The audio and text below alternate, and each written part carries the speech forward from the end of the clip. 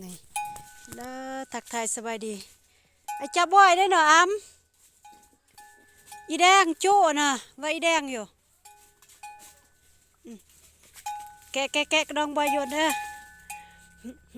มุกช่างนกกลงเกลงฮะอามุโนฮะอามุโน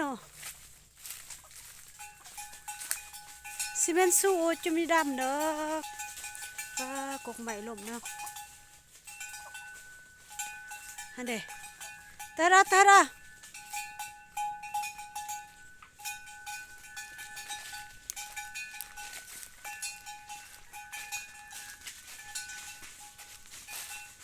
ลาตั้งง่ายก็พากันโจเนาะโจงจะหาจะโยโจ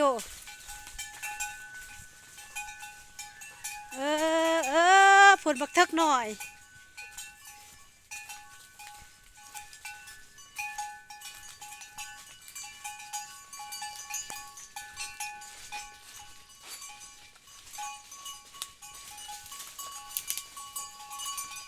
โอ้โหไอ้จับบ่อยเอ้ยแกไว้เน็กซูบอยอนโอ้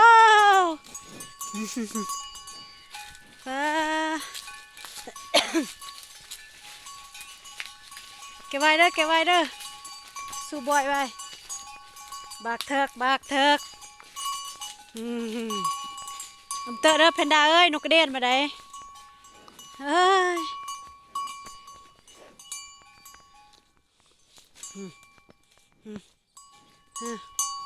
เฮ้โอ้ผลไอ้จ่าแห้งเอ้ย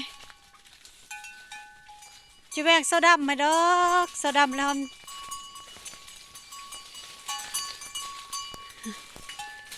ฮ่าบากเถิกแกะก็ย้อนบ่อยแกะโอ้กรอกแตนดอกนะผลปลาตั้งไงสมาพากันโจอันนี้แล้ววิธีชีวิตการเลี้ยงงัวแต่ว่าปล่อยเลยบางเทื่อกลางเว้นมันยักมากก็มาพี่น้องแต่ว่างัวจะอยู่ไกลเนี่ยเนาะห้ามบ่ได้ไปเบิ่งลายมือละตัวเทิกอันนี้ก็ตัวเทิกแต่ว่าปีนี้เพิ่นบ่ทันเนาะเลบอนบอยเลบอนแกะกระดองโยนเด้อพวนแกะดองบอยโยน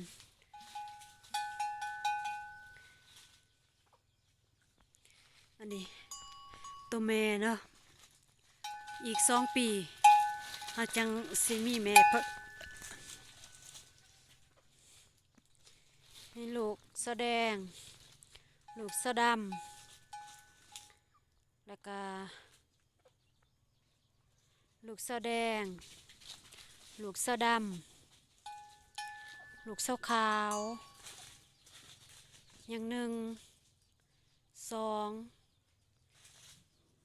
ยัง4โตลูกสะแดง2 3ลูกสะดำ4ลูกสะขาวยัง4โตเนาะลูกสะขาวกับลูกสะแดงนี่ตัวแม่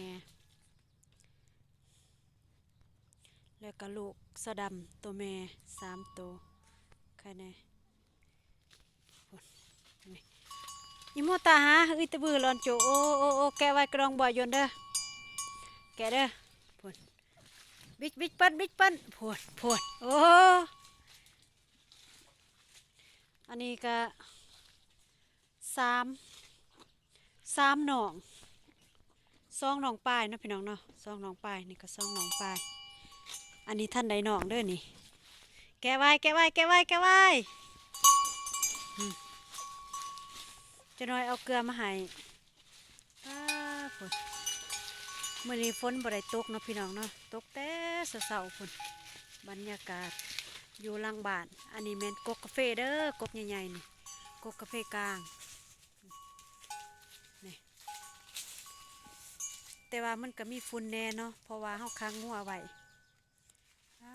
ฝนบรรยากาศอยู่คอกงัวอันนี้มันกาแฟลมเนาะ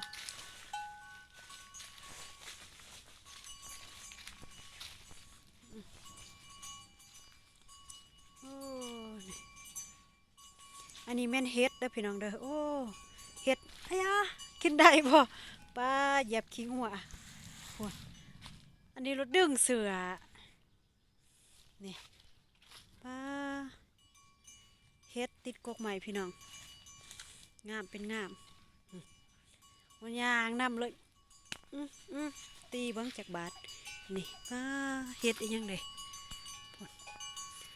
กกใหม่มันตายเนาะก็เลยว่าเฮ็ดเกิดจังซี่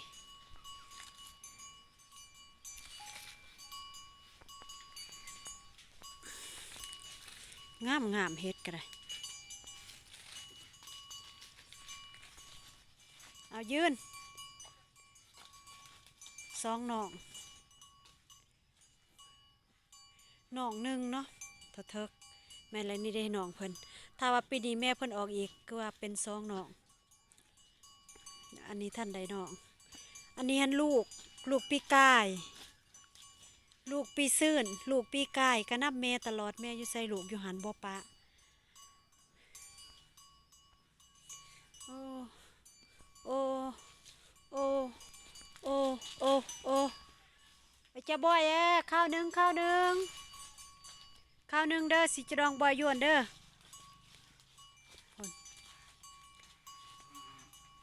เออมาบ่หมูเพิ่นบ่เออ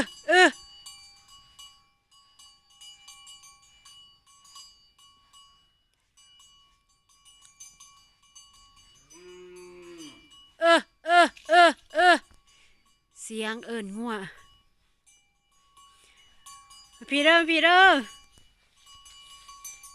ปิ้นเด้อข้าวหนึ่งเด้อสิจะดองบ่อยเด้อยุนจ่าเด้อกลางเว้นกับไม่ใช่ตัวนั้นไม่ใช่งัวอยู่บ้านนี่ผลเลียแล้วเพิ่นเอ้ย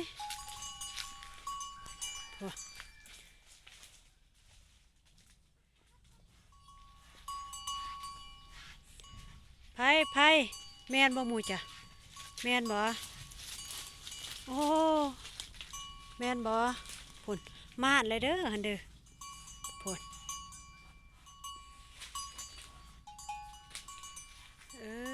มาคนเดียวผลอยากกินเกลือข้าวหนึ่ง